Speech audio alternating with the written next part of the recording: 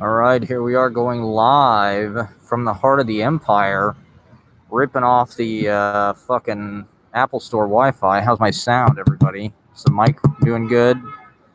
All right, just want to check that out before I do 20 minutes of hard-hitting, incisive social commentary, and nobody can hear it because I'm using the crappy built-in MacBook Pro microphone.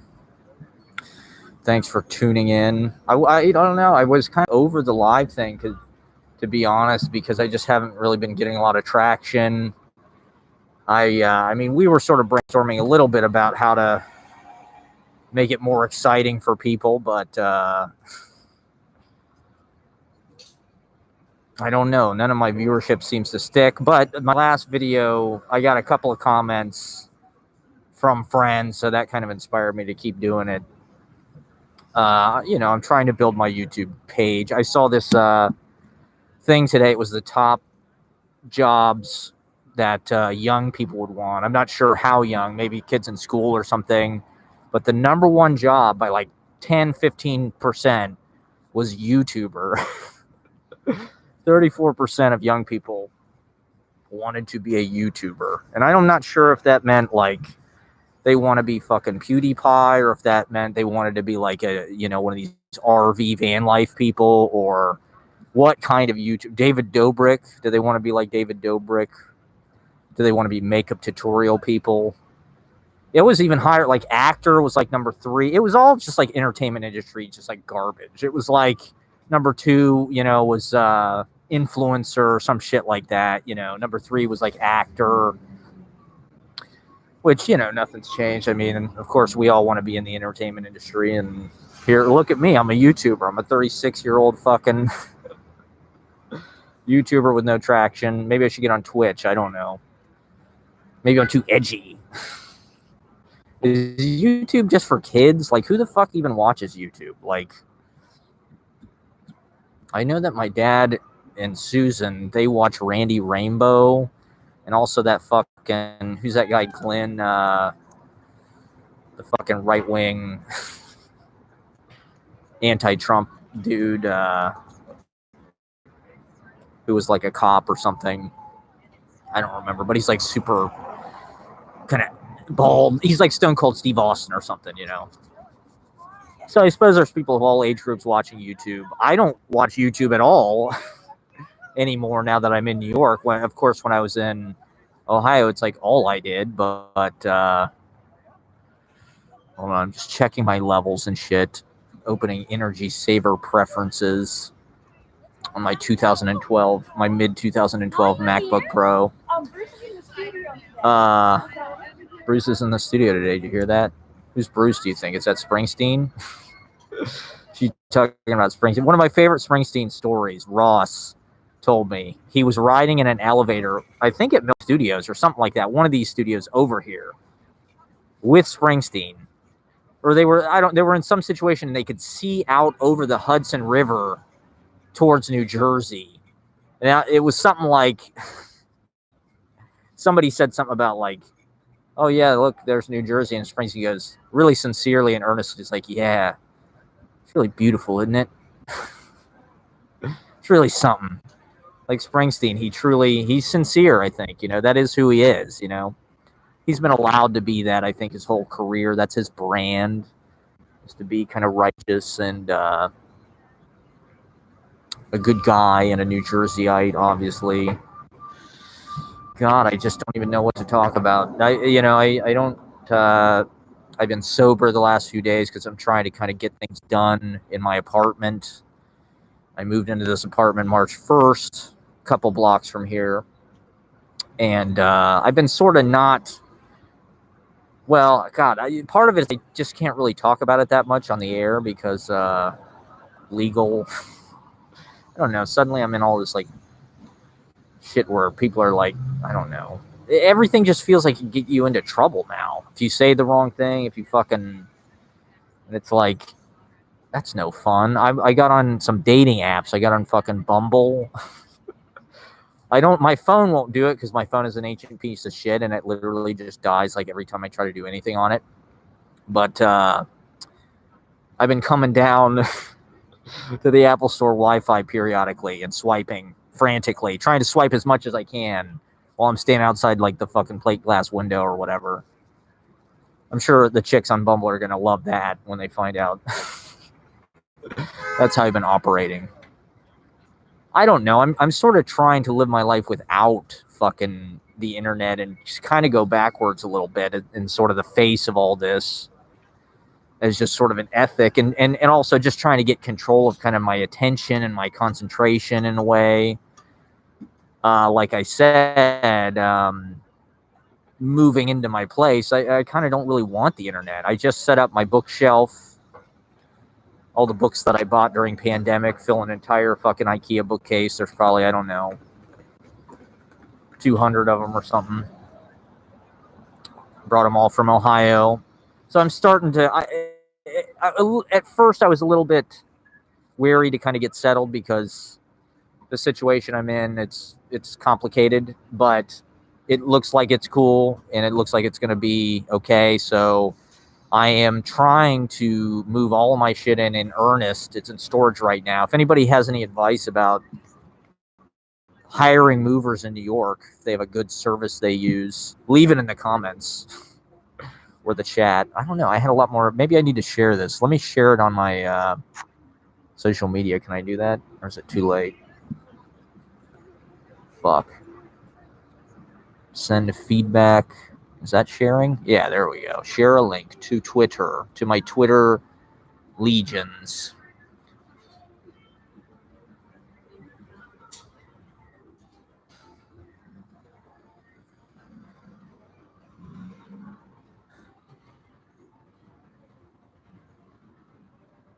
Talk show live from NY City streets. Tune in now. There you go. That's my tweet. Send tweet. It's called I Hate Rich People. I'm sure I'm going to get a lot of fucking viewers for that. Okay, how do I turn this off? All right, where was I? Yeah, so I'm starting to get settled. I'm going to hire movers because I'm on the 4th floor.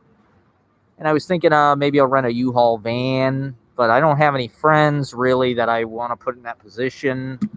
The pizza and beer, I'll buy you a pizza and beer to help me move or whatever. I'd rather just hire some dudes if I can do it for $200 or $300. I don't have that much stuff. You know, I have some shelves, an ottoman, my chair, my sex chair. I'm just going to be as offensive as possible. I figured since like my career doesn't even exist, like probably the only way I could get attention. It's not in my nature to be offensive necessarily, but I don't know. I'm a little bit disconnected. Thanks for the like, whoever's out there tuning in. We're live from New York here, 14th and 9th Avenue. The very heart of the empire, the base of the meatpacking district, live from the set of Cruisin'. We're out here cruising today, live, checking it out, enjoying the beautiful weather. It's sunny, 59 degrees here in New York City. Not really a cloud in the sky, to be honest. Gosh, shall we do the book of the day? I didn't bring any books. My new secret, let me hip you to this tip. Here's my cooking tip of the day. Applesauce. You can have applesauce with anything, and it's fucking good. And it's kind of good for you. I get unsweetened, so there's not that much sugar in it. But I was listening to Theme Time, and he was saying applesauce with eggs. I haven't tried that one yet, but I had some applesauce and tamales. In fact, I wrote a poem about it. Maybe I should start with some poem lines, because that's a good place to just kind of like have some subject matter to talk about. I said applesauce and tamales. Applesauce. So I've been eating healthy. I went to Trader Joe's yesterday. I got some flowers. I got a succulent, a yellow flower succulent, and some nice pink. I'm not sure what they are. March 22nd, picking up where we left off. That's how I feel. I feel like this last year didn't even happen. I literally just feel like it's a do-over. Let's cancel 2020. Let's just fucking vaporize 2020. Didn't even happen. Right now, March 15th or whenever the fucking quarantine started, now we're in 2020. That's how it feels to me. I guess I was doing R&R and developing my YouTube content. Tell your friends, we out here. We out here. Uh, that's what I was doing in deep hibernation, waking hibernation.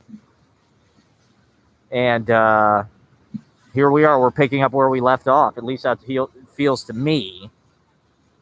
And the mass shootings and shit. We'll talk about that too, because that's the big thing going on right now. Applesauce and tamales, a winning combination. That's my poem for March 22nd. Applesauce and tamales. Get some Trader Joe's tamales. Get some applesauce. I had a little salad with it. So I've been eating healthier. I got their gourmet meat selection with the gabagool. Is gabagool capicola, by the way? Is that just the way they pronounce it? Everything on Sopranos, all the Italian words, it's like they super fanuc. Gabagool.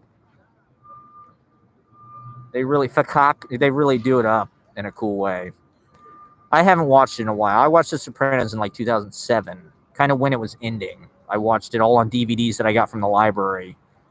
But now it's like, everybody's watching Sopranos. So yeah, we're kind of getting back to business as usual, and unfortunately that means now there are these fucking mass shootings again. Now that things are reopening and people sort of think the pandemic, people are so impatient. This is just a perfect indication of that, because like the pandemic is not really over. There's been a few weeks of kind of like upswing and shit, and everybody's literally just trying to go. I see it around here constantly. It's just like all these fucking people at Starbucks Reserve Roasters and Dos Caminos and meat packing at Tao and shit. It's like they're all trying to just get out. They're eating. Every single one of these fucking restaurants. I walk through the West Village regularly, West 4th Street. Every one of these goddamn restaurants, the street dining is just packed. And it's close quarters. They have partitions and shit, but like people aren't wearing masks. Like everybody's very eager to get back to business as usual and reopen. And I think the mass shootings are an indication. It's just like what was usual, and like it's not good, like as it sort of returns to like the way it was, and productivity and go and just like nonstop doing and working and spending. And especially in this goddamn country, America, I think more than, from my sense of it, like European countries anyway, it's just very, very like 40-hour plus work week. It's very encouraged to be a workaholic, to be super productive. 2 weeks vacation, if that. A lot of jobs you don't even get fucking paid vacation if you're in the service industry or anything like that. It's how they like it. I just want to give people something to see here on the street in case you're bored by the goddamn rhetoric or whatever. So, now that the pandemic, there was a mass shooting yesterday in Boulder, Colorado, which you wouldn't really expect. Boulder's home of Naropa University. I've been there. They have this incredible system of bike lanes in Boulder, Colorado. It's like this total infrastructure of it's like a highway system of bike lanes with these nice little creeks running by them and shit, and it's very crunchy type place. It's kind of hippie, outdoor sports, extreme sports. I think are edibles legal in Colorado? Colorado, Rocky Mountain High, of course, is a kind of famous place to get fucked up. Smoke weed or be a snowboarder. Colorado is kind of the inner tourist destination. Most people, they typically like to go to the coast, to the beach, California, Florida, North Carolina, whatever have you, New York. In those states, kind of have that, people romanticize them, or they want to move there. They're kind of glamorous in a way. They're the big elite states. Colorado kind of has a little bit of that. Of all the states of the interior, I would say it's got that kind of tourist longing. A lot of people, and I knew in Ohio, wanted to move to Colorado for some fucking reason. They just loved skiing or snowboarding, or of course the nature and the mountains and hiking and camping. And I enjoyed Colorado, but to me, when I'm going on vacation, I want to do something not necessarily relaxing, but like I don't want to make it hard for myself by having to hike up a goddamn, 3-mile high mountain, or, get altitude sickness, or, plus it's cold as shit. That's not really fun. Skiing is a rich people hobby as far as I can see. I've never been skiing. The only people I knew who did it were kind of like, and to go back to my title of the show, I hate rich people. That's something I've been thinking about. My sort of hypothesis before I moved back to New York was that the pandemic was going to make it interesting and cheap and kind of edgy, so poor people could come back. And I think that what we've seen with a lot of the reopening and the efforts to get things to reopen is the people who want that are like the super achiever, like type A people. They don't want to be cooped up at home. They don't want to have to quarantine. It's costing them money. It's costing them. So they're the ones that really want to be back here. And of course, there's been a lot of the fuck did leave. They'll be back as soon as fucking New York, is declared safe, and it's already starting to happen. I mean, that's who I see coming here. I do not see interesting artist people, at least not in Manhattan. Having never been in Manhattan, I live in this kind of like nostalgic version, of place. I really just live with the buildings in a way. I love walking around the West Village. The other day, I walked over to West Beth, which is kind of a famous artist's housing on the Hudson River. Joel Oppenheimer lived there. And a lot of Labyrinth Theater companies there. It's a beautiful building. But it's like, West Beth, I heard you can't even get into it. The waiting list is so long. The people who get into it are 50, 60, 70 years old. They're so old by the time they get there. And so, like, although I've never been able to live in Manhattan, it's like there's not really like this bohemian vibe, other than, I will say, for like the college students. If you're a fucking college student, like, I saw them in the West Village the other day. I was walking around because it's not far from where I live. It's a 10-minute walk to get there, and it's just a beautiful place to walk around. And the sense of when you live inside of it is much different than when you're kind of like, even in Brooklyn, and you're taking the F train in, and then you walk around a little bit, then you got to like get back on the train and go home. When you're inside of it, you're kind of swallowed in it. You kind of get the delirious kind of like omnidirectionality of it, like that Ted Berrigan poem, Whitman in Black, about, for my sins, I live in the city of New York, but it's the only place you can see 360 degrees in every direction. That never really made any sense to me because, of course, you can't, because there's buildings everywhere.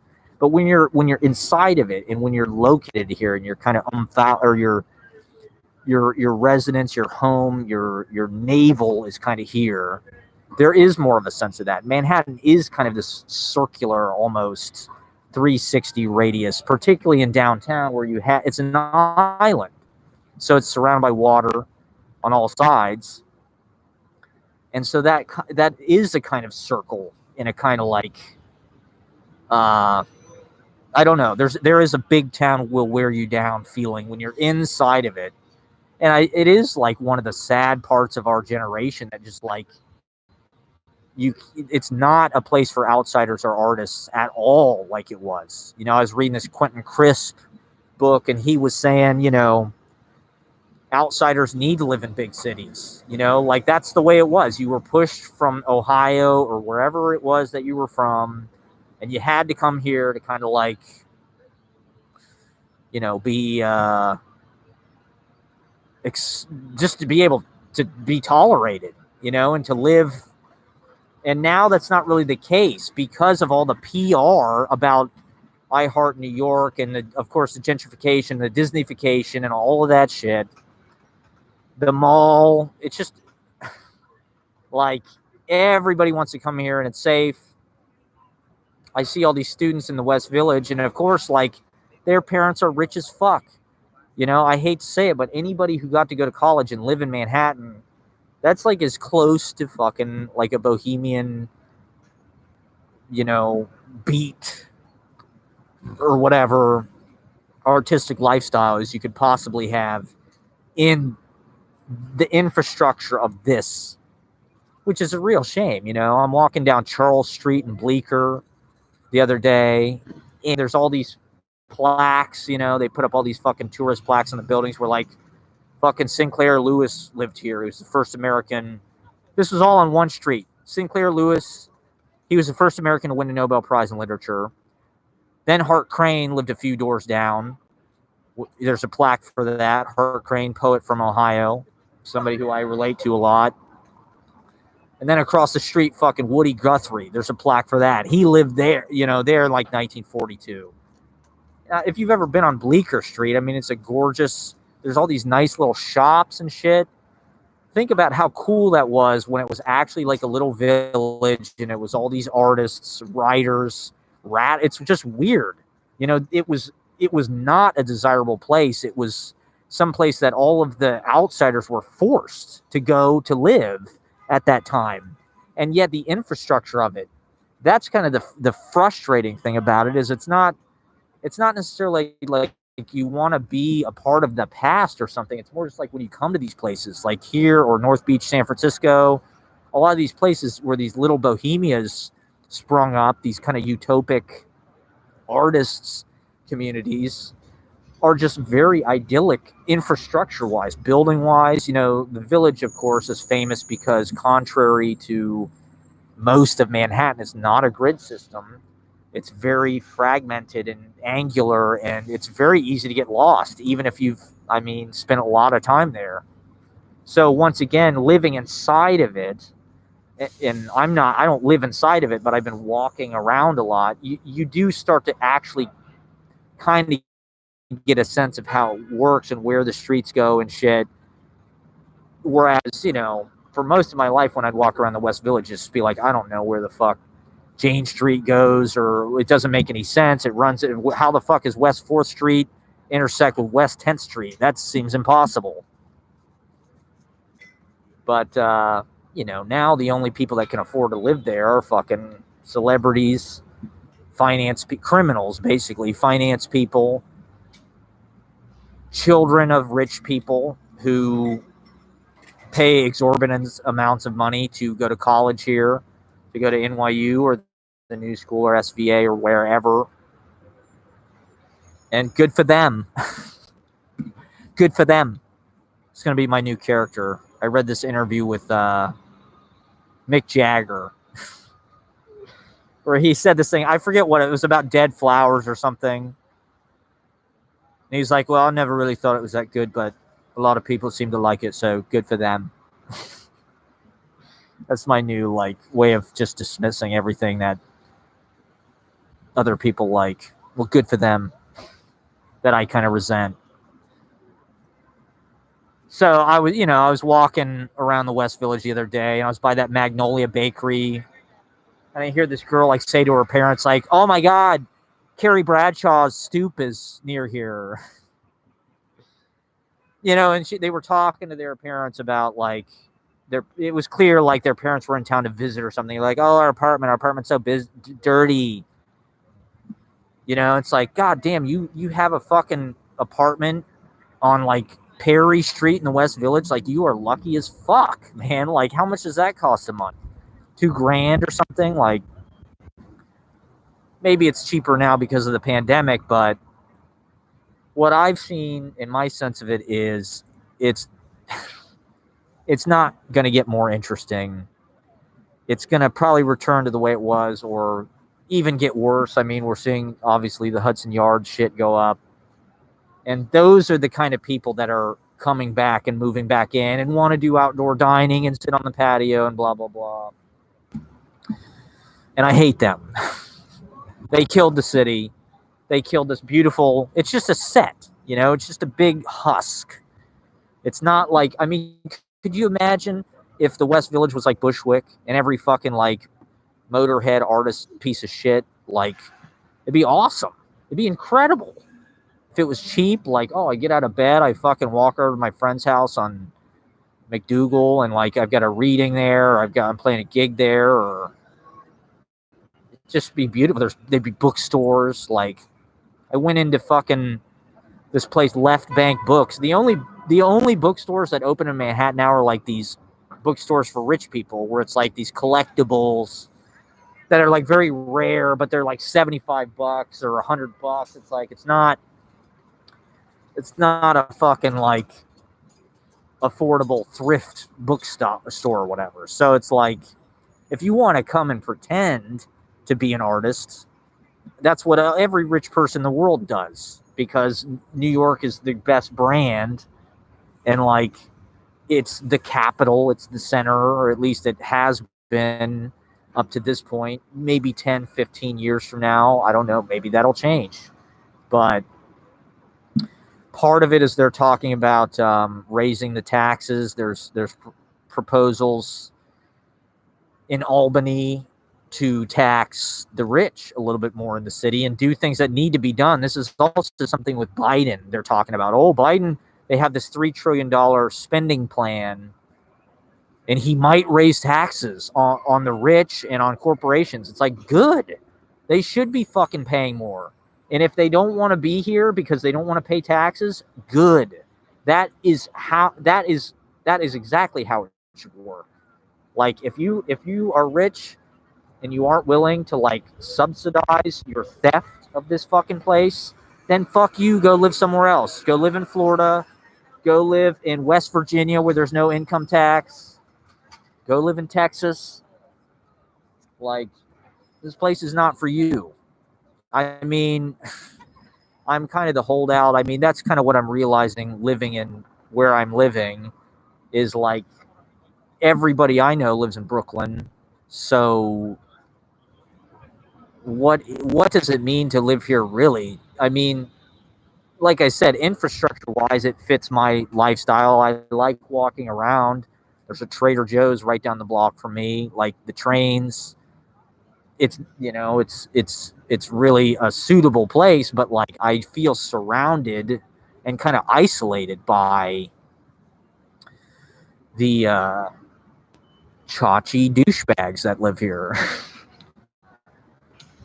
And it's not like a haven for artists by any stretch of the imagination, unless you're already rich and successful, which, if you are, good for you. Good for them. Well, good for them. So I don't know. I'm not really sure if... Apparently, a lot of young artists are gentrifying Chinatown, all of the Red Scare people and the Dime Square people and shit like that. You know, that's been going on for a few years, though. These people who are so-called socialists or leftists or woke, maybe even, they're prime gentrifiers, really. You know, how do they explain that? There's a lot of hypocrisy in the political bullshit I see, particularly amongst young people and particularly amongst people online. Like my former partner, who shall remain nameless, a radical eco-socialist, drove a Lexus, for Christ's sakes, a gas-guzzling Bush-era SUV, flew all over the world. There was no attempt whatsoever, you know. I've been thinking about trying to get more involved, actually. You know, now as I'm here, I'm sort of like reclaiming my autonomy and my sort of sensitivity and just like my artist's way of doing things, which really got completely battered and destroyed over the past 3 years of my relationship. One thing we never did was go to a fucking DSA meeting for all the political horseshit that was espoused by you-know-who. We never once went to a fucking DSA meeting, even. I would totally do that. I was never opposed to that. It's just like, it's more important to get a massage or whatever. Or order takeout, or... So I don't know. I was watching this presentation that some people were giving over by Washington Square Park. It was in Spanish. They were talking to, you know, Spanish-speaking residents, but it was all about the tax increases. This is not a bad thing. You know, people hear tax increase and they just think, oh, that's bad. Biden wants to raise taxes. It's like, not on you. He wants to raise it on fucking rich people. Like, good.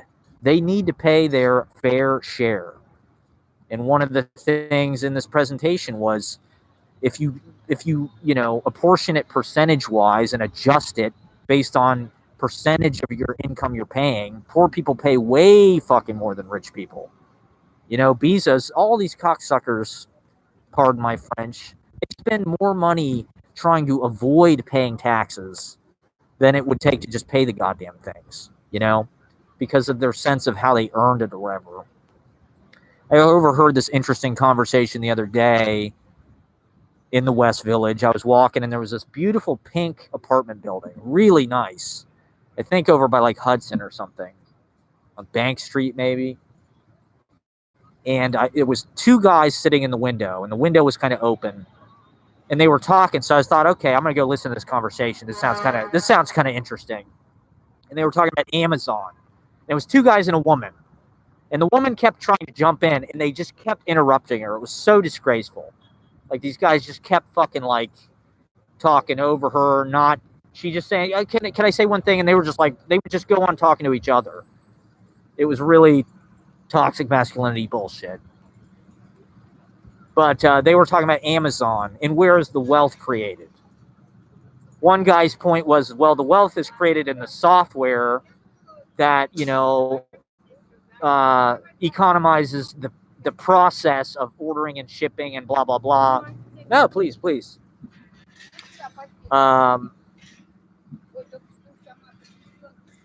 Which, you know, of course, the capitalist, meritocracy people, that's what they think or whatever. And then the other guy was saying, well, the wealth is created by the delivery drivers and the workers, you know, who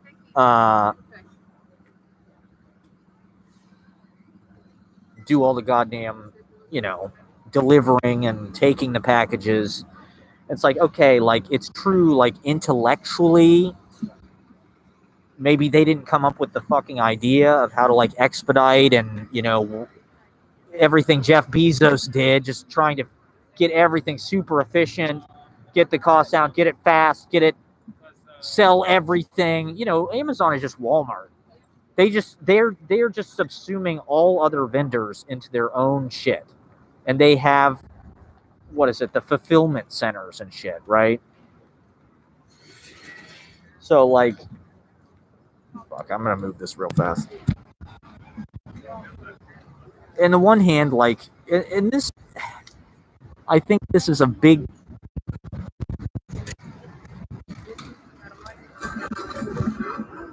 era for, like, the discussion about, like, intellectual property rights and how much they're worth. You know, with art, of course, that's a big thing. Fucking, you know, if you're a songwriter or your music's on Spotify or whatever, a content, you know, how do you get paid for that now? Spotify doesn't pay the artist properly. I've heard Facebook really killed a lot of the comedy video kind of industry, you know, Funny or Die or College Humor, because people posted those videos to Facebook and Facebook didn't need to, there was no responsibility for them to reimburse the goddamn people who made the videos at all, you know, because it just went through their interface and they got the clicks and they got the ad revenue or blah, blah, blah. You know, part of what I'm going through is like, well, what about ideas? You know, a lot of the labor, quote unquote, that I do is not, you know, marketable, really. It's invisible. It's not something that is given value by our society, you know, or intellectual labor, coming up with ideas, doing, like, you know, emotional support for people, discussing things, you know, like, what is this worth? Getting on and just sort of brainstorming and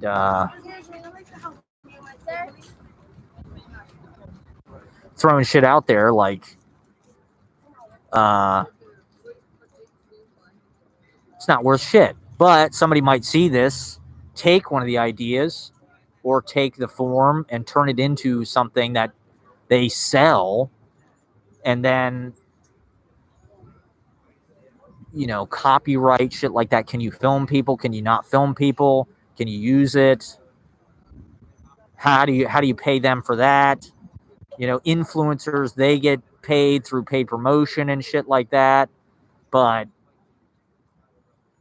they get ripped off by, I mean, essentially every influencer. If you're on Instagram, you work for Zuckerberg, essentially.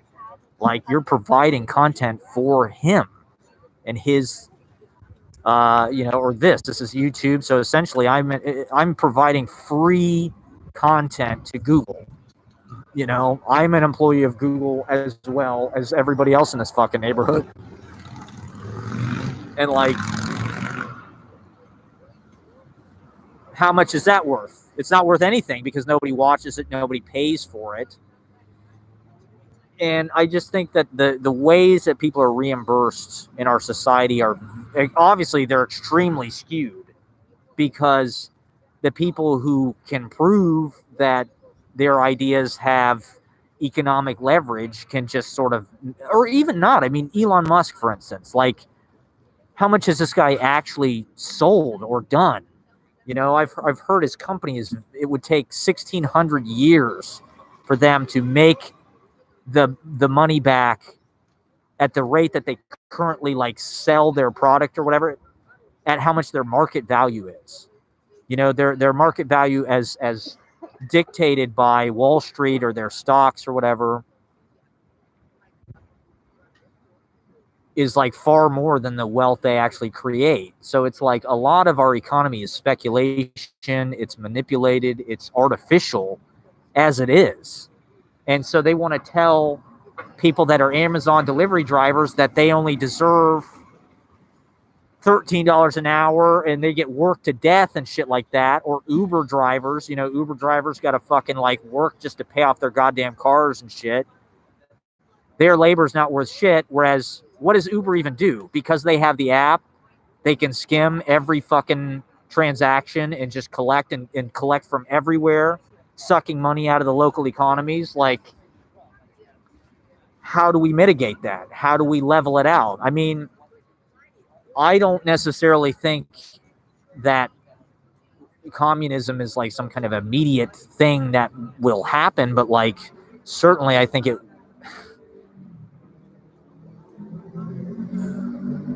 Why does Jeff Bezos get away with not paying, you know, or paying his employees a living wage or even a little bit extra? You know, they have to really struggle. They can't afford a fucking apartment. And the other thing was, who was it? Kourtney Kardashian, one of the fucking Kardashians. They were doing a GoFundMe. They're a billionaire. How many of these fucking Kardashians are billionaires, first of all? But they're a billionaire, and they were doing a GoFundMe for like their employees' like fucking health insurance or something, because they couldn't pay it or they didn't want to pay it. It's like, well, wait a minute. What's their obligation? Like, if Jeff Bezos didn't have fucking delivery drivers, he wouldn't have a fucking company. I mean, I suppose that's why he wants to do drones and shit, because then you don't have to worry about labor. You don't have to pay the costs. You don't have to worry about unions. You don't have to worry about human rights or any of that shit. That would be perfect for him. So, I mean, it's same as it ever was. The workers get exploited, but, you know, part of New York, I was reading a sort of a history about it, you know, in the early part of the 20th century, it was a labor town. There was a lot of pioneering kind of victories, the Triangle Shirt fire and shit, you know, to get better conditions for workers, to unionize so they could be fairly reimbursed, you know. I mean, employee ownership of the company is something we don't even really talk about, but to me, that's probably how it should work. You know, if the delivery driver is involved in the transaction and the creation of that wealth, they should get a percentage of it. You know, they should, and that is a kind of ownership. I mean, I'm not saying that it should be like commission based or anything like that, but like, why the fuck did these bosses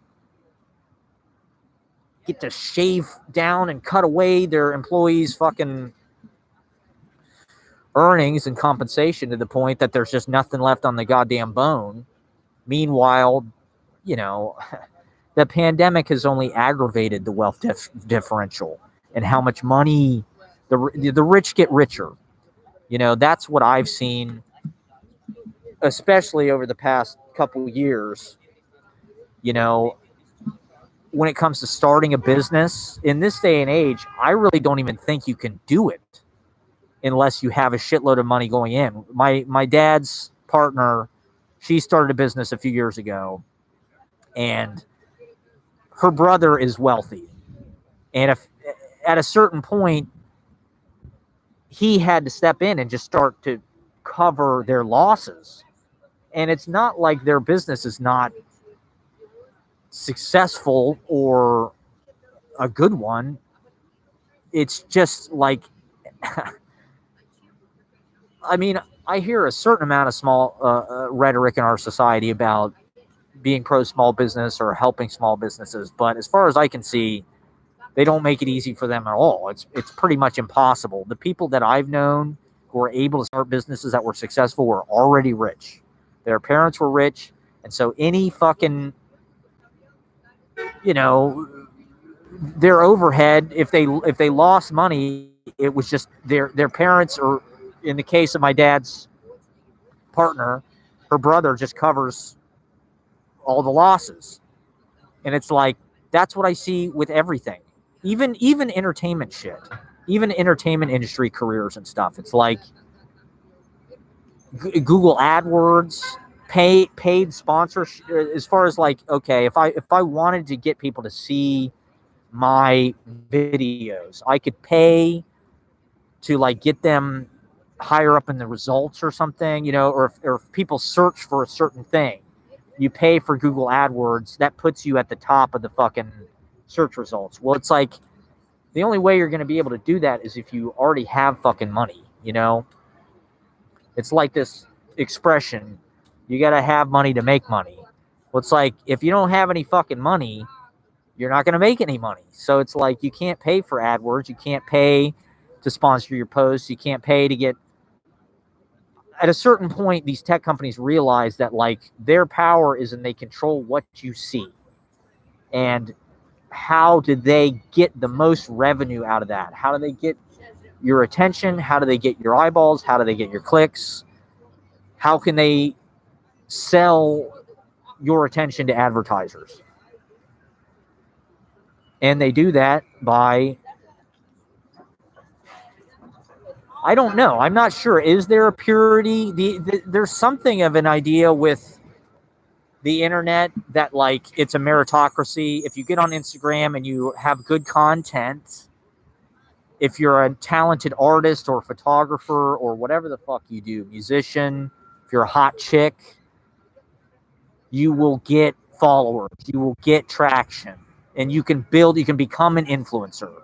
You know, if you're some hot chick that buys a van and vlogs about going off the grid, like living in your van in the wilderness. If you're good at it, if you make good videos, you'll get a bunch of subscribers. You'll become an influencer. You'll get paid promotion. I'm not sure if it really works that way. I think there's probably some aspect of that, but like Dan Bilzerian, for instance, is a good example. He's somebody that has really cultivated this image, and I'm not sure if he's even relevant anymore. I'm a few years out of touch, I suppose. But, you know, he cultivated this image where he was like this self-made, like he made all this fucking money, like being this like extreme poker player, and like he bet like $50 million on a hand, and like he'd win it, he'd lose them, he just rolled the bones, man, and that's how it goes. And it's like, that's not true. His dad was a venture capitalist, and he laundered all of the fucking money that he stole in the 80s through his son. And Dan Bilzerian has spent shitloads of money on professional firms, PR people essentially, advertising, whatever, to create this brand. You know, they pay people to make their posts for them, essentially. I mean, look at the fucking Kardashians, man. They were already goddamn rich. Their parents are famous athletes and lawyers and shit. Like, all they were smart about how they fucking like parlayed that into their empire and their respective fortunes, but like they had a lot of professional cultivation of that. It wasn't just like there's some fucking farmers who like rolled their sleeves up and like made it because like they're really good at what they do. It's like they are part of a huge, you know. So I don't know, David Dobrik and all the starry-eyed YouTube influencers out there, are they just folks who just like made it because they have good ideas? I suppose maybe they are. I don't know. But all I know is nobody ever even clicks on my fucking videos.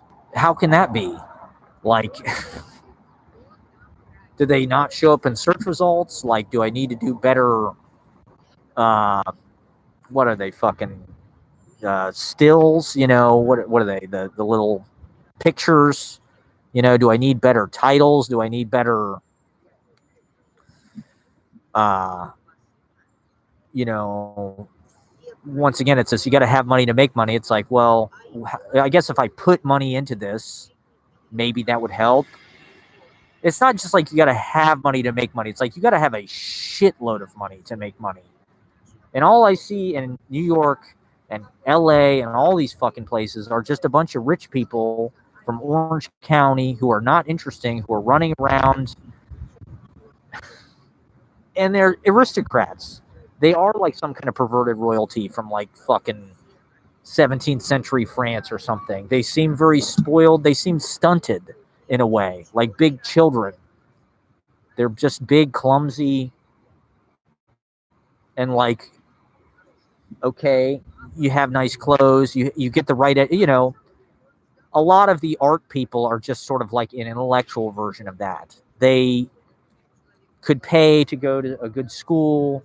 I mean, even the fucking, you know, institution I'm involved with, it's like, it's just a bunch of people from fucking elite colleges. Like, I hate to put it that way. Like, I'm not like anti-elitist, but like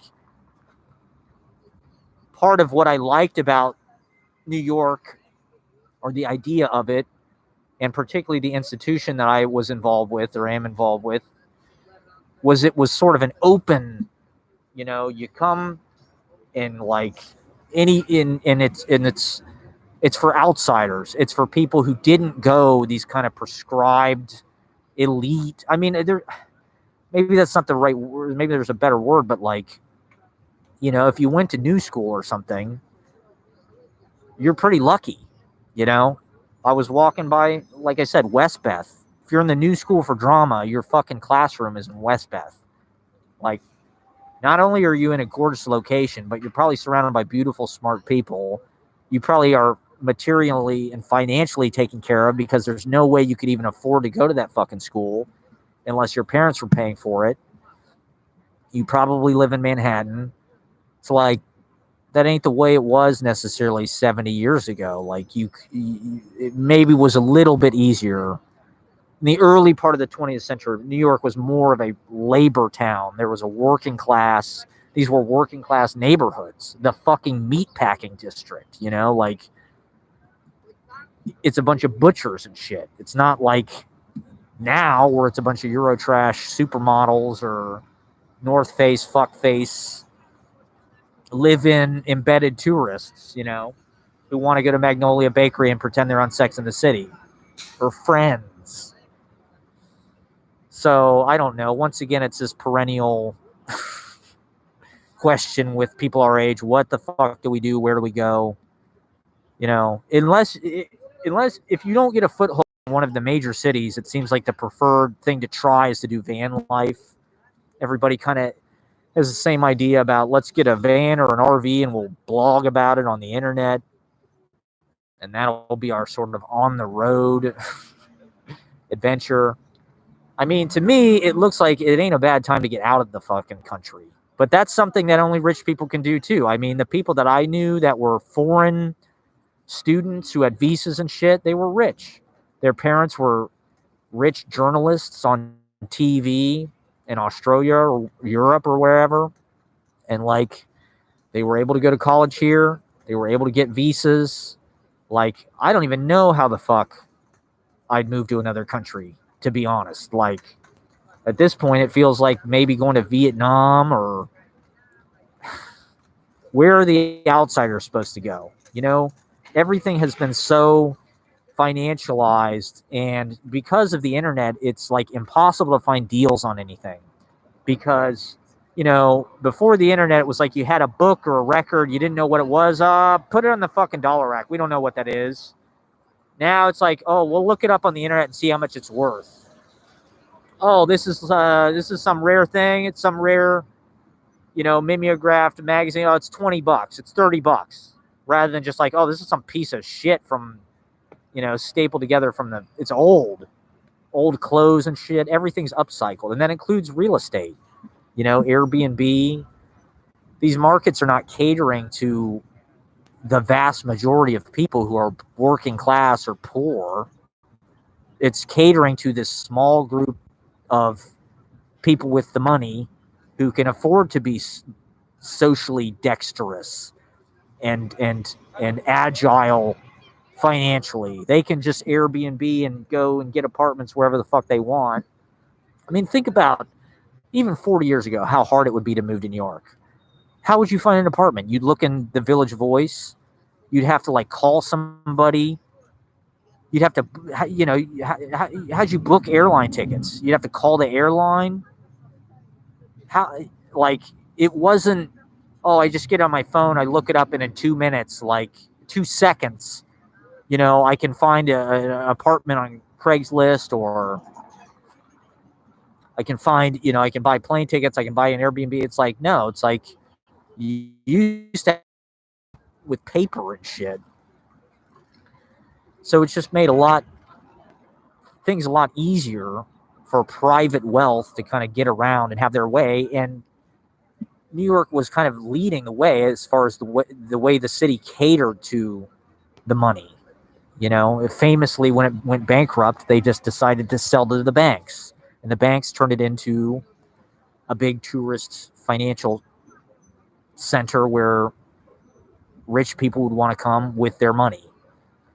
And it's not about the working class or the people that live here at all. And that's increasingly how it is everywhere.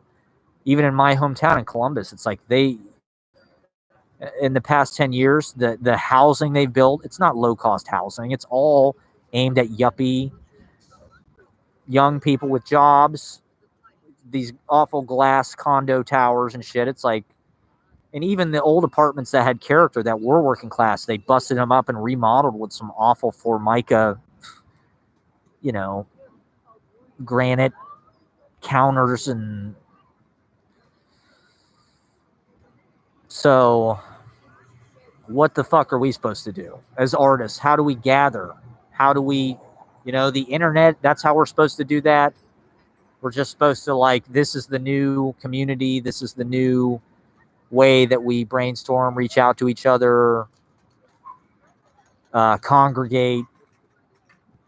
As someone who, I don't know, I don't particularly like looking at fucking screens all day. I like to do it as little as possible. I want to walk around, and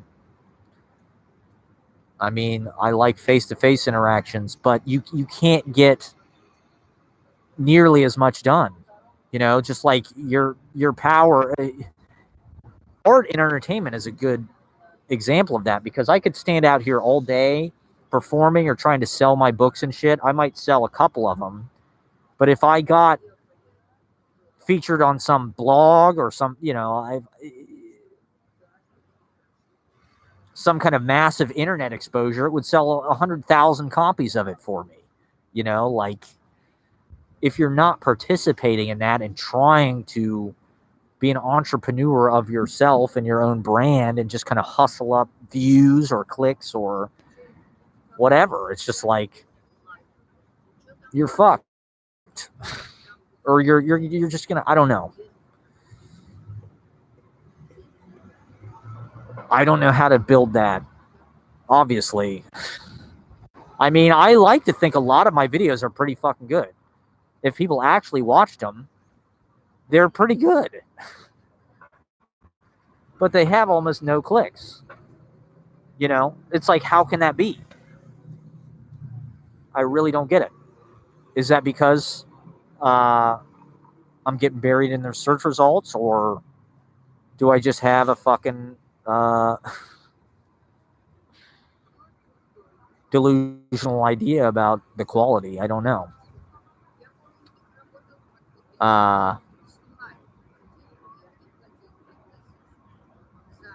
So I don't know. I mean, I don't necessarily want to be some elitist who like, it's like, oh, I gotta live in New York or LA or San Francisco.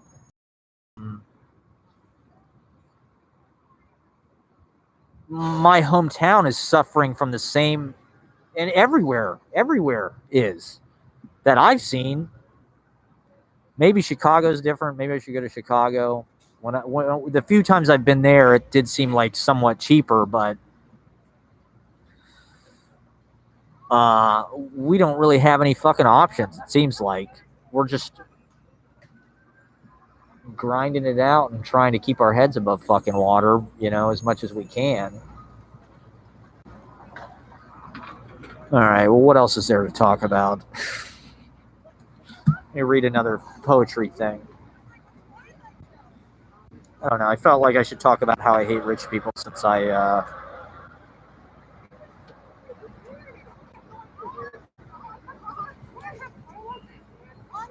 just enjoy the scenery here for a sec. So I don't know. I mean, also with, like I said, with these mass shooting things, it seems like the reopening and the return to normal is going to be the same or worse than it was, and it's clear that that's not really sustainable. You know, the pandemic was sort of a initial. It's almost like the whole planet got sick. You know, it's almost like the Earth just said, "I can't go to work today. I gotta stop. I gotta rest. I gotta slow down. This is, you know, I'm ill. All of this bad food, all this bad intake,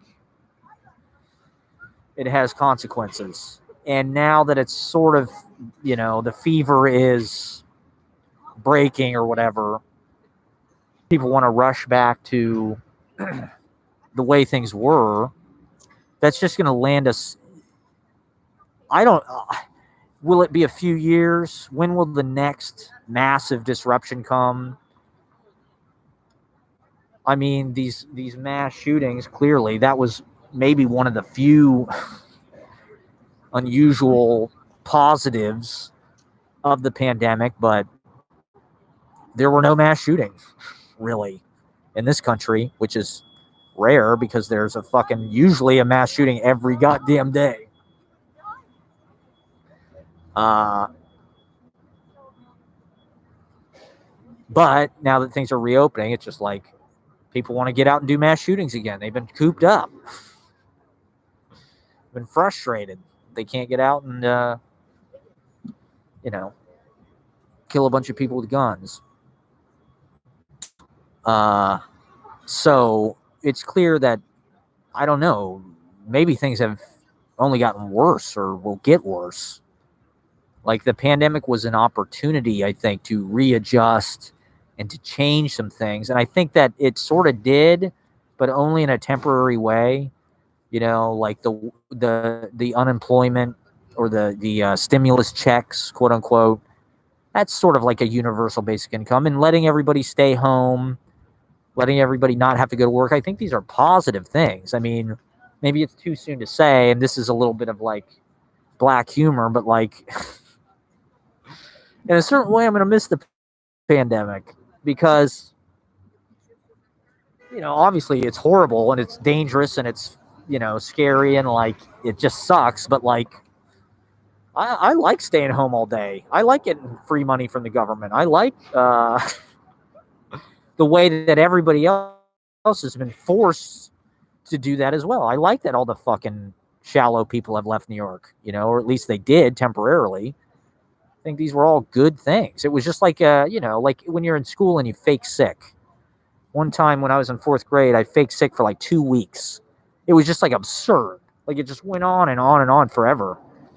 And I don't know how I sustained that, but it was one of the most beautiful periods of my life. I just stayed home all day, playing Ken Griffey Jr. baseball and watching fucking Doug. It was great. It was way better than going to school. Like school fucking blows. It's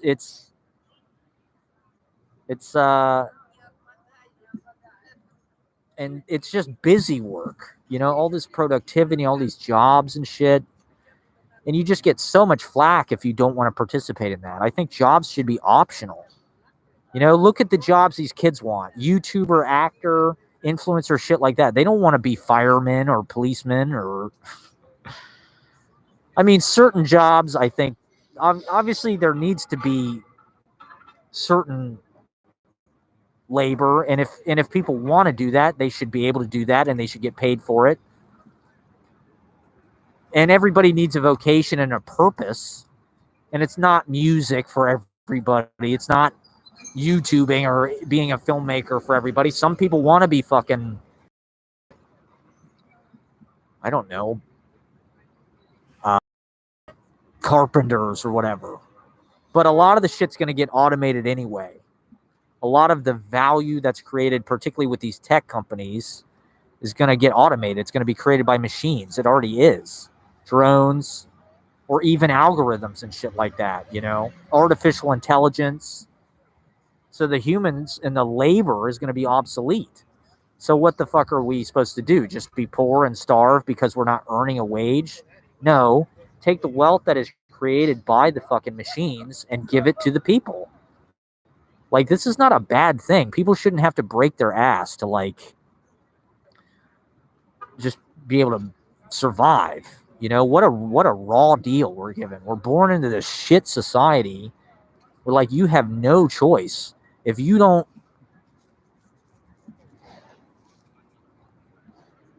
give all of your time to some kind of excruciatingly horrible job, then you can't eat. You can't sleep in a nice, comfortable, warm place. That's cruel.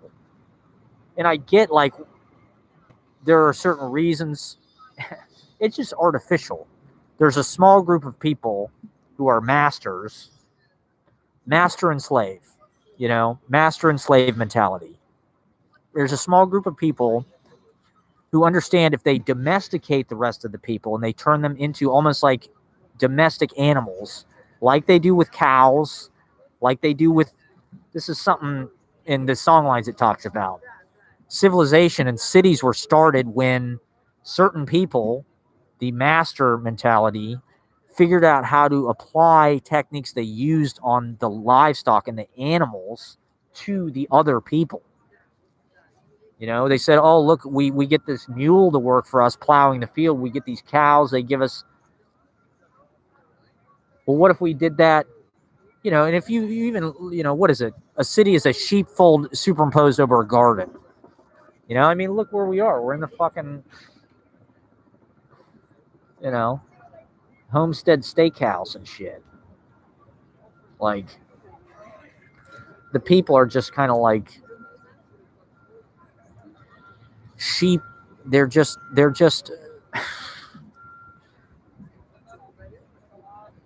they're work animals. And, like, there's master and slave mentality, so everybody buys into this. I mean, in my family, I just get so much shit. I'm a mooch. You need to get a job. You need to pull your own weight.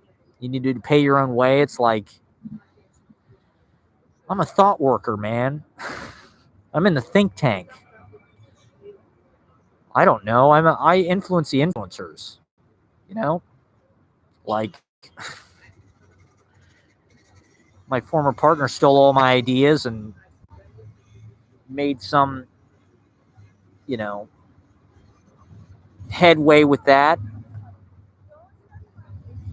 I don't know. There's no compensation for that. It's not a wage slave thing. And Jesus Christ, man, like think about how little money it is. You know, if you get paid $13 an hour, that's like a good wage, somewhat. That ain't shit. That's all your time is worth, $13 an hour. Think about less than that, $7 an hour. How dare any boss think they can get you to do whatever they want you to do for paying you $7 an hour? That is nothing. I don't know. There's just a lot of cruelty inherent in a lot of this stuff, and people don't even see it. They just take it as a given and assume this is just like a condition of our lives. If we stop working, everything will collapse. What's going to happen if we stop going to work? Like, the wealth will stop being created. The societal collapse will all die. I don't think so. I think it's like a very natural position for people to be leisurely and just kind of vibe. That's what I want to get paid for. How do I be a professional viber? You know, I feel like I've created a lot of good in the world. I've awakened and helped a lot of people discover a better way for themselves, or you know, they're artists. I was texting with my Aunt Patty yesterday. Shout out to Aunt Patty. She just texted saying she was thinking about me, and she said that I loved it. She asked me a question about creativity. She just was like, you know, if you have any recommendations about how to get started. She said she bought these paints. She has some paints. She does meditation, this and that. She's kind of like an office space person. She's lived most of her adult life kind of in a cubicle, and she's like she trains people, and she works for Nationwide Insurance, one of the big employers. She has at points, and you can always tell she kind of did that, but she kind of probably hated it too. She's like one of these case of the Mondays type people, and she said, she was like telling me, like, she just feels like because of all the business corporate bullshit, she had to like repress her creative side her whole life. And she's just always like kind of held that down. And she was just asking me like, hey, you know, like, I've been doing meditating. I get these paints and shit. Like, do you have any tips about, you know, how to get started and stuff? Because I've been so kind of like held back, or, you know, a part of this kind of like corporate slave thing. And I think this is another big problem with our society, and something I just encountered every fucking minute when I was in Ohio. Is just like people's idea about what art is like supposed to be and do in our meritocracy capitalistic culture, which is like, if you're not a genius who is talented enough to like make a living with your art and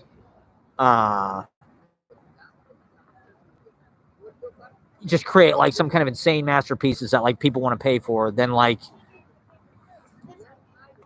you just suck. You're embarrassing, you know, like you shouldn't even do it. Oh, you make bad music, or you make bad paintings, or you make bad whatever. Like, you're not talented. Like, just stop. You're embarrassing yourself, your time. Get a real job, or like it's a hobby. That's nice. Good for you. Good for you. I just think that is so poisonous because, like, okay, granted, there are some people who are virtuosos or whatever. It's also like a big fucking, in school, they had us take those proficiency tests and shit to find out, you know, like what slot you need to go into professionally to become useful to society or whatever. And,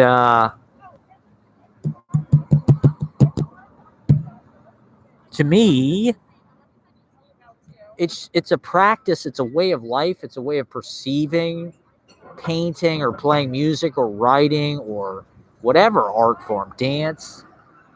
These are very natural things, and they're I think they're pretty essential things for humans to do.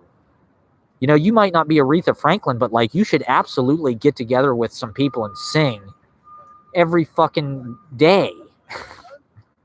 You know, that's religious to me. That's spiritual. That is what we as human beings are meant to do. You know, like if you want to, you should write in your journal. You know, like my Aunt Patty, I was just saying, you know, like there's no reason why anybody can't make a painting or a good song. I think there's so much discouragement and so much misinformation about like, oh, like my mom is just all about, oh, these people are wizards. They're geniuses. They're higher than the rest of us. They live between heaven and earth. It's like we're all capable of that. It's just it's stamped out because the masters don't want people to know that.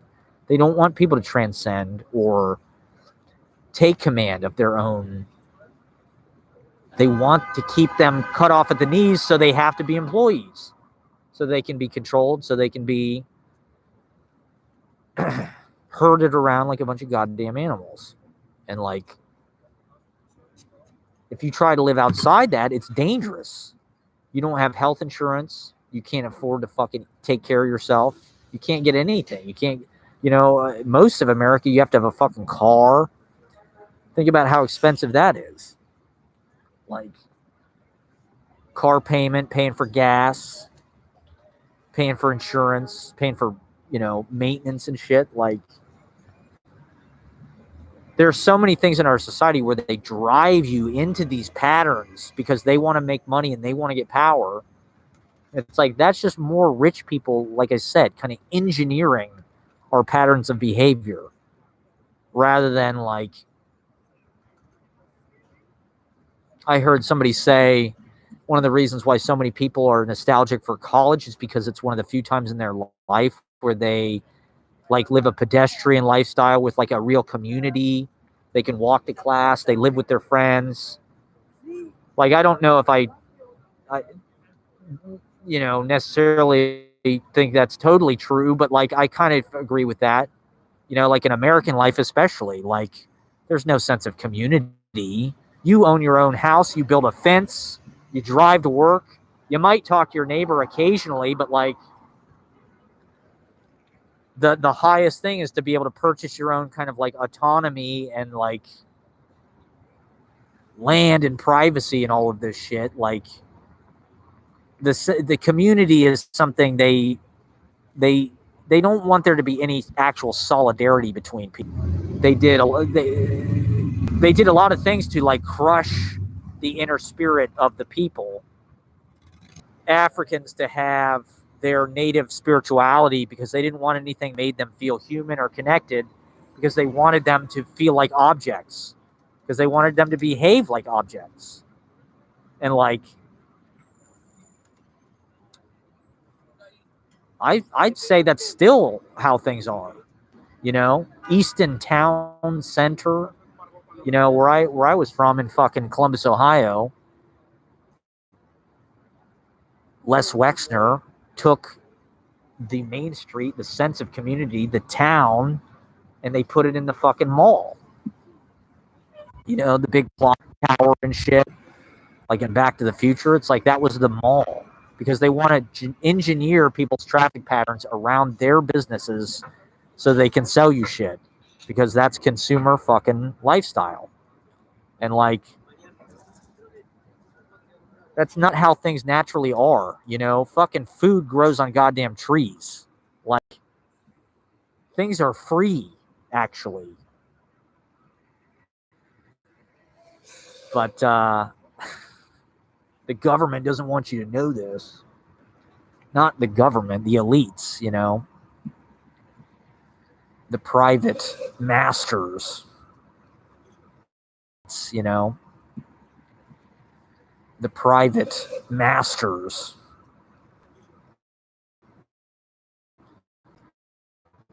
Uh, you know, New York infrastructurally, I think, can't help but be like a campus, pedestrian community, eyes on the street. But it's less and less that because it's more private, it's more fun street, but it's less and less that because Ubers, like I was saying the other day, there's all these respective kind of campuses throughout the city where these big businesses, Google, Facebook, Columbia University, NYU, they have their campus with their headquarters, their employees live there, restaurants, all the bribery of kind of like yuppie lifestyle, restaurants, bars, entertainment, art. Oh, I live in New York. Like I got, I'm so worldly. I'm so impressive and professional and important. Oh, there's Michael Musto. Shit.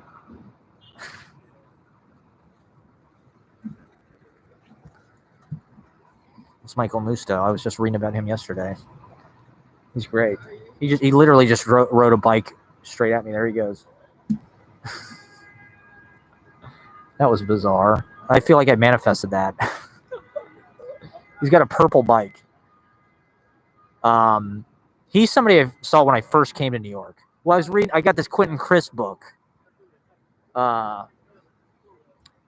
Quentin Crisp was kind of a raconteur. He talks about he's just a professional person.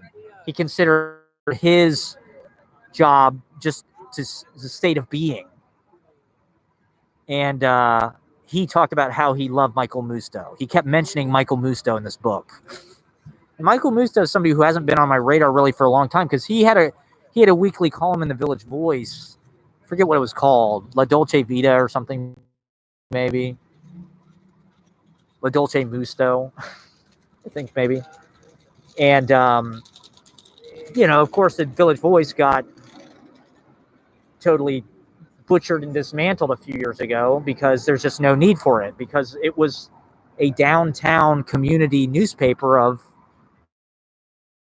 artists and that whole scene, which doesn't exist anymore. We're seeing the last remnants of it kind of disperse as the older people die. People like John Giorno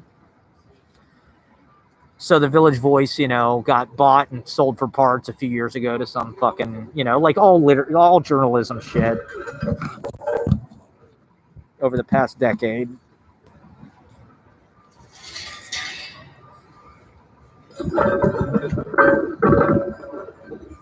And so he hasn't really been on my radar.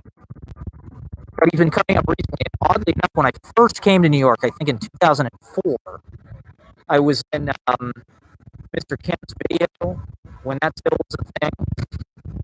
In the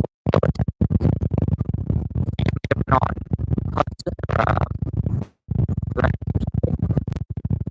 and I saw fucking Michael Musto there. He's not really like famous. He was on E! And shit sometimes. He was like a talking head. But I don't know. I always enjoyed reading his column. I thought about buying a couple of his books because they have them on Thrift Books, but I haven't really revisited him recently. But Quentin Crisp swears by him, so maybe he is some sort of totemistic figure. I mean, he literally just rode his bike like straight fucking at me. I don't think you saw it on screen at all, but I don't know. What does that mean? I feel like I have all these omens and all these, like, I'm connected to all these things, but they never really, like, add up to anything, Like, is that just for my own sense of importance? I feel like my whole life is, my life's work and, like, my life's, my actual sense of, like, I don't know, the sort of accomplishment that I have that's not actually an accomplishment is like being amongst and being aware of all these kind of ghosts and shit, like I said, that this apartment I live in, it's on the same street that Edwin Denby lived on. I can see John Ashbery's apartment from my window. Wallace Stevens lived on the same street, and Jack Kerouac wrote On the Road literally a block away. So it's like I clearly like manifested that, and this is important to me, these sort of pilgrimages and like relating to my artistic heroes from the past. I don't know, like I don't really have relationships with people who are alive of that stature. You know, I'm not on the map actually as an artist or a writer or anything. So what does that mean? So what if I have a fucking apartment that is kind of centered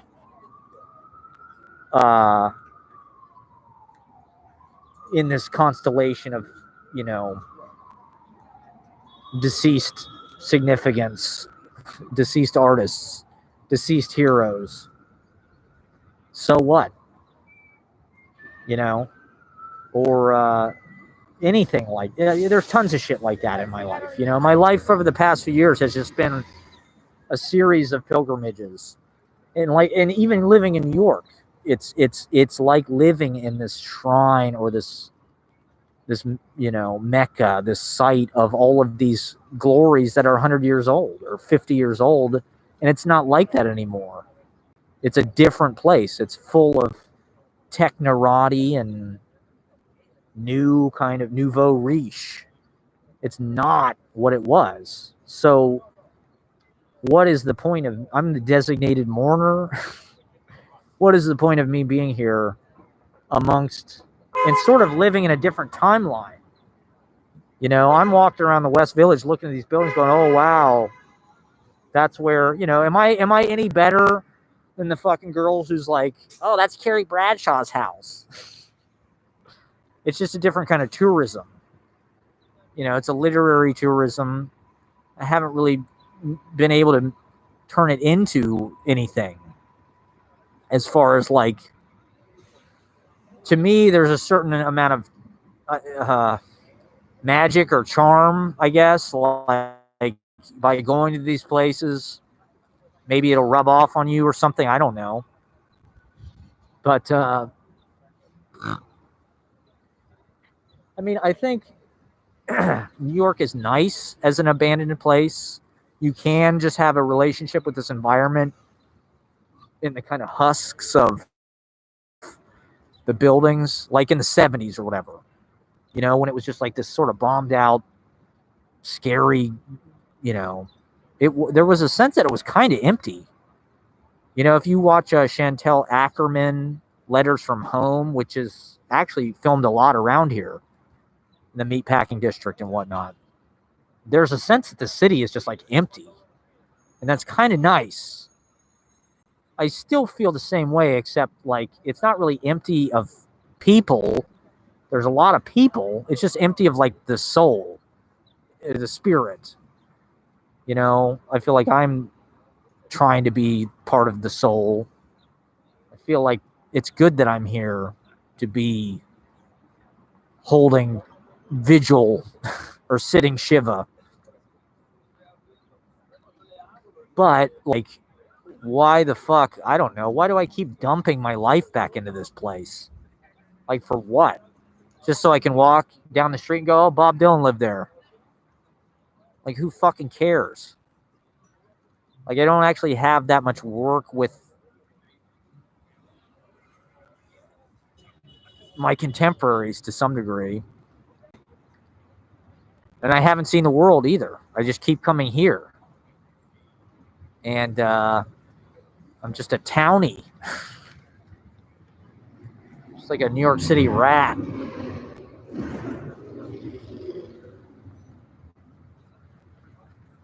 But I do love it. I mean, it does.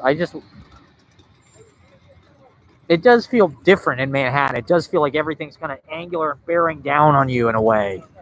Everything's big and kind of leaning and angled and diagonal and imposing. And living in it, it's cool. I'm on 22%, so I probably got, I don't know, 20 minutes left or something. Thank you for watching. We're live. Should I get another angle going on, or? I just love this. I just wish I could film. Is this too backlit?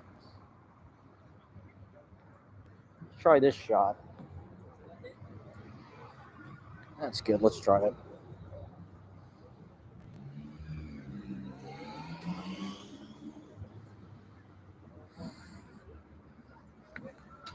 So this is my, well, I have a living room, but this is also my living room. My New York is My Home by Ray Charles. Look it up. Song of the day, New York is My Home by Ray Charles. Oh, what a great angle. So this is better.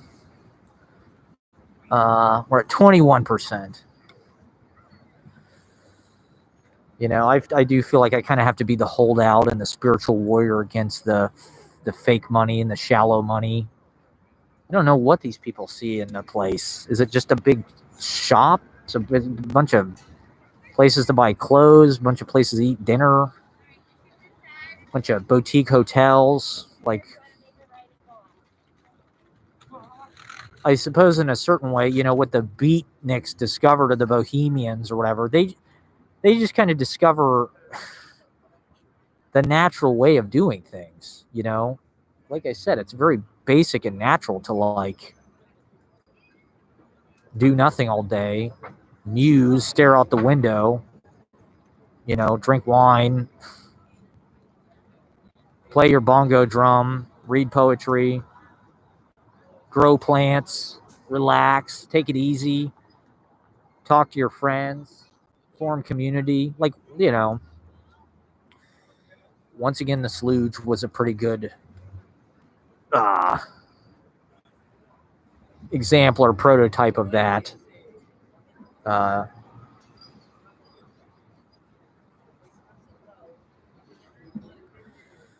So we're out here doing social commentary, I guess. I don't know. Should I interview people on the street? I'm afraid to have anybody talk into my microphone because I don't want them to get potential COVID on it. So it's just the Frankly Fabulous show so far. Live from 14th Street, 9th Avenue. Video portraits of our society. Magic and serendipity of running into Michael Musto. But, like, you know, I didn't say anything to the guy. The guy doesn't know me. He looked kind of annoyed. Somebody over here said something to him. He looked kind of annoyed by it.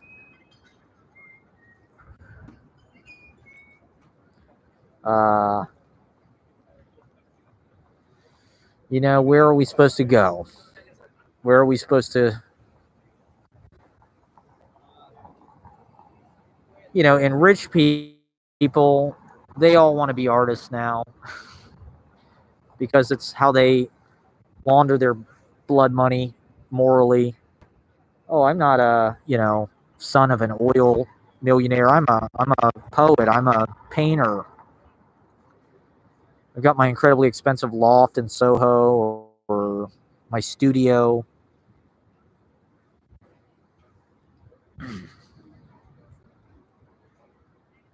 And they can afford it because they inherited wealth.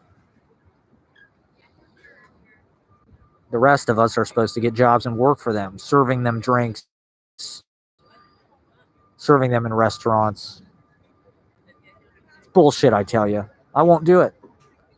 I'd rather live out on the street, figure something else out. I'm gonna ride it till the fucking wheels fall off and burn. That's my plan. I don't really know. I've got this apartment. I'm not really sure how long it will last. I hope it lasts a long, long time. That's my sincere hope. But when my time is up there, am I going to want to just do what I did before and do what everybody kind of does, where you get a cheap room somewhere way the fuck, not cheap, 800, 900, 1,000, way the fuck out on the train in Brooklyn, and just trying to be a part of the center of the world as far as, you know, art shit goes? Or I don't know, is this my kind of victory lap in New York where I just get to really enjoy it for a year or so, or year and a half, 2 years? I don't know. What's 10 years from now? Where do I want to be? After I'm a famous 45-year-old YouTuber. I don't look like the people who watch YouTube, I don't think. I need to like latch on to I was thinking, should I get a master's degree and then become like a community college professor? I could dig that.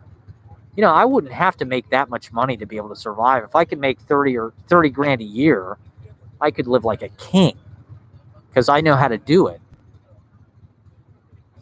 That's my whole strategy and way of negotiating life, is just figuring out the cheapest, best way to do things. The situation I'm in now, or the situation I had at the house in Brooklyn.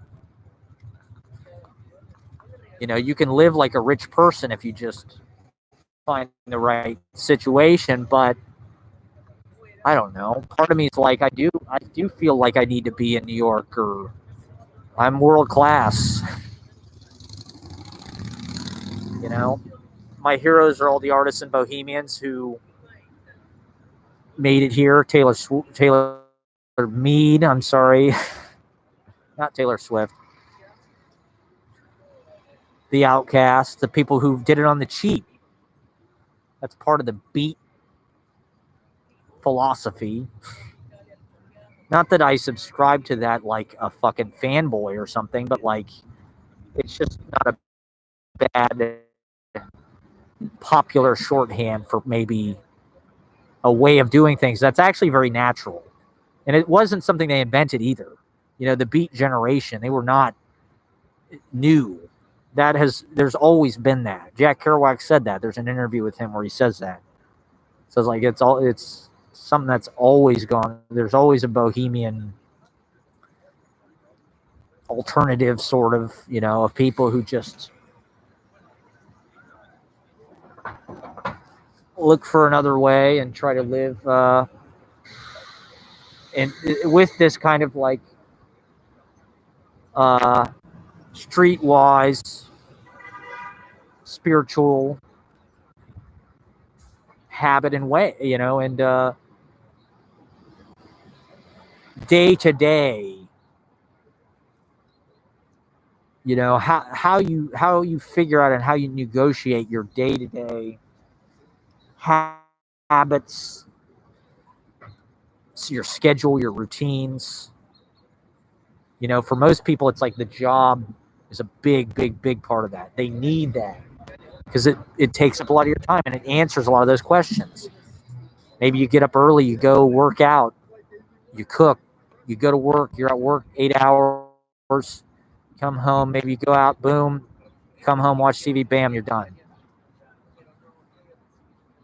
Once you say, oh, well, I don't want that job, I don't want that 40-hour answer to my questions, then it's up to you to turn your day into an art form, and I really had a sense of that before my relationship, and my relationship kind of came in and bullied all that to pieces, but I'm regaining it. You can go through life with kind of ease, soaking it in, and a meditative quality. That's nice. It's good. It's peaceful. That's why fucking Richard Hell's 7 years old and he looks like he's 40. Because like, that's how life is meant to be lived. It's not meant to be this fucking like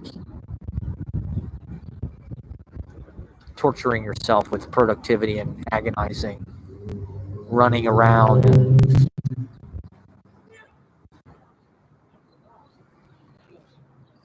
So, the beat philosophy and a lot of the poetry that I'm into is kind of guidelines or handbook for how to do that. I was reading Basho or Basho, I'm not sure how you pronounce it. Forgive me. The haiku poet. These fucking poets had like shacks. They had like hermitages, in the woods or whatever. It's like, They weren't fucking paying rent and shit. You know, like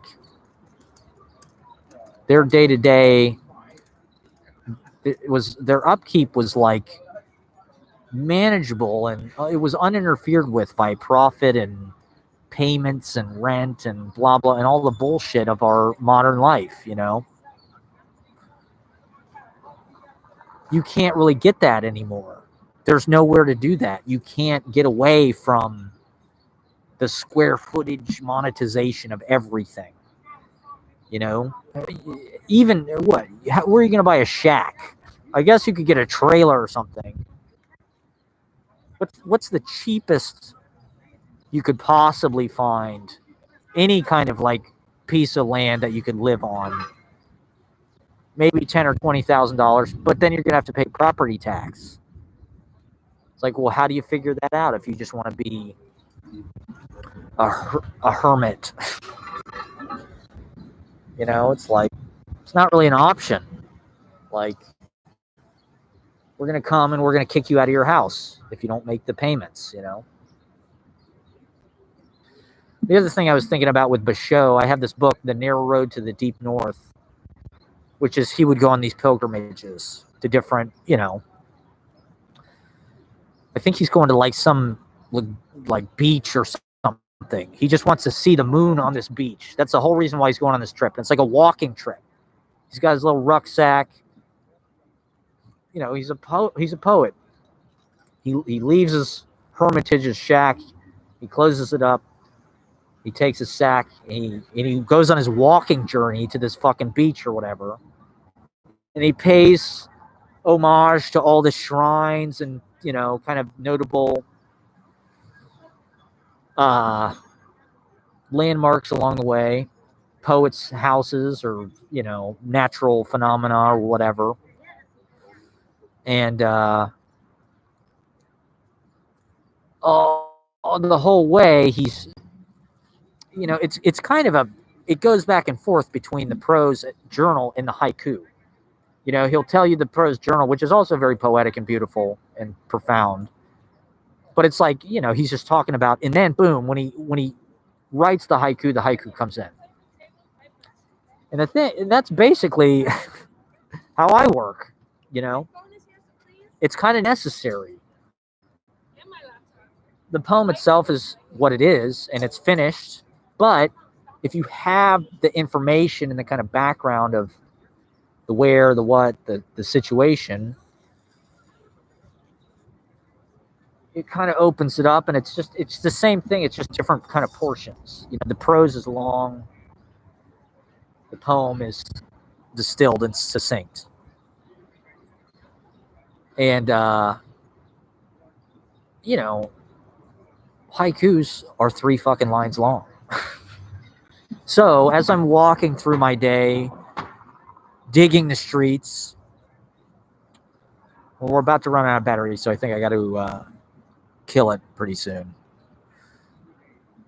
Most of the poems that occur to me are like 1 line long or 2 lines long or one little remark or something. You know, my attitude has been like, well, how do I turn that in? Oh, I got to compile that into like a bigger thing. It's like, not really. That's not what he did. That's not what haiku is. One little moment of illumination. That's enough. It doesn't have to be this like, oh, well, you got to take that and, you know, turn it into some bigger thing. And a lot of my favorite poets in New York a lot of their work is just about their daily routine. You know, getting up, laying in bed, making coffee, smoking, and then, you know, maybe they'll go to their friend's house, maybe they'll check out the bookstore leisurely, and then at night they'll go out and they'll dig the streets. At midnight they'll leave the house, and they'll be out till 4 a.m. just walking around, perceiving, soaking it in. That's our job. That's our work. We are the antenna of the race. And you compost it and you process into this. I don't know if this is good for anybody but me, but it's good for me, so I'll continue to do it. I'm Frankly Fabulous, live from New York, the heart of the empire. Thank you for watching. We'll be back on soon. Stay safe out there, everybody. I need a sign-off line. I got to think of a sign-off line. Don't you go change it.